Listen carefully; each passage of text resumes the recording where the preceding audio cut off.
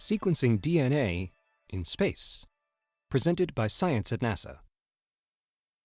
Ever since the first strands of DNA were sequenced in the 1970s, researchers understood the profound significance of analyzing genetics for a wide range of medical and biological research.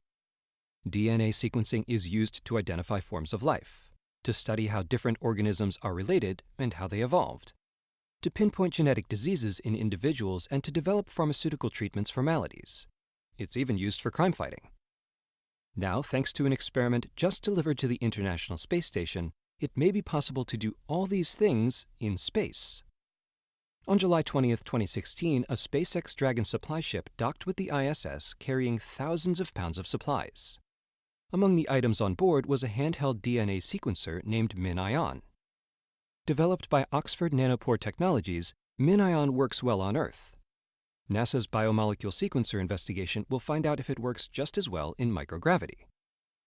Kristen John of NASA's Johnson Space Center says, "The goal is to take a technique widely used here on Earth and test it in the spaceflight environment of the ISS, so that one day it could possibly be used in crew health applications or even for the detection of life on Mars." DNA sequencing has never been done in space before, and if the biomolecule sequencer investigation is successful, it could be a big deal. Sarah Castro-Wallace of the Johnson Space Center mentions just a few of its uses. In the past, we've had visible fungi growing on the ISS, and we want to identify that fungi without having to return a sample to Earth, she says. Is it benign, or something to be concerned about? Knowing what it is, the microbiologists can recommend how best to deal with the issue. As a self-contained spacecraft, the ISS slowly and inevitably collects microbes carried on board by astronauts, on the surfaces of supplies, inside foodstuffs. It's a bit of a microbial zoo.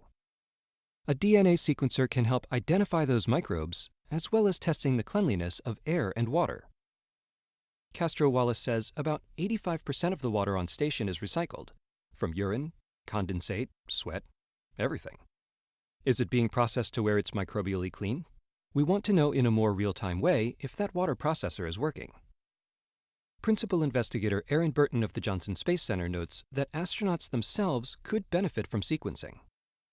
You can look at DNA for permanent changes, what spaceflight is doing to your DNA long-term, but also looking at the RNA, you can see how the human body or other organisms are reacting in real time.